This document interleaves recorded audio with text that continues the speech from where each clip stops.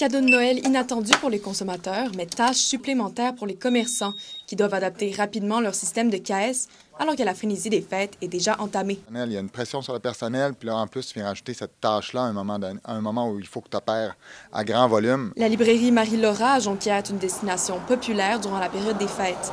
Malgré les efforts d'adaptation que le congé de taxes demande, le propriétaire Maximilien Bouchard reste positif.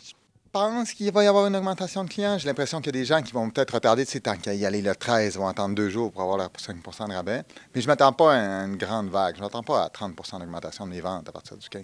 La librairie fait partie des commerces pour lesquels ce sera plus facile d'adapter le système de caisse, puisque tous leurs produits sont concernés par la mesure. J'ai tout le temps l'idée d'autres commerces, là, que si ça touche juste 50 mais là, c'est un plus gros travail parce qu'il faut que tu sois plus attentif, si on veut, à tes changements. Pour certains commerçants de la région, le changement de prix devra être fait un produit à la fois, une montagne de travail en pleine période achalandée. Le marché Sagami, une épicerie de quartier à Jonquière, a d'ailleurs refusé une entrevue, trop débordée par les préparations en vue du congé de TPS.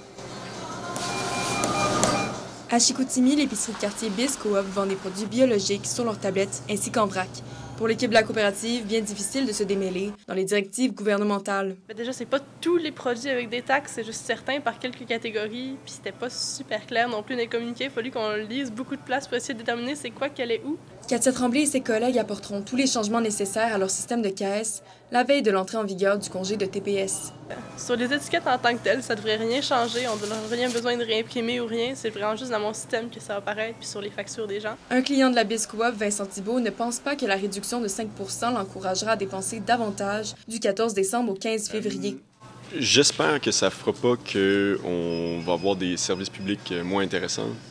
Pour moi, d'être capable d'acheter des cadeaux de Noël, c'est moins important. Pour les commerçants, il reste à voir si le congé de taxes fédéral amènera réellement une affluence en magasin. Un reportage de Virginie Mailloux pour La Pige en direct, Saguenay.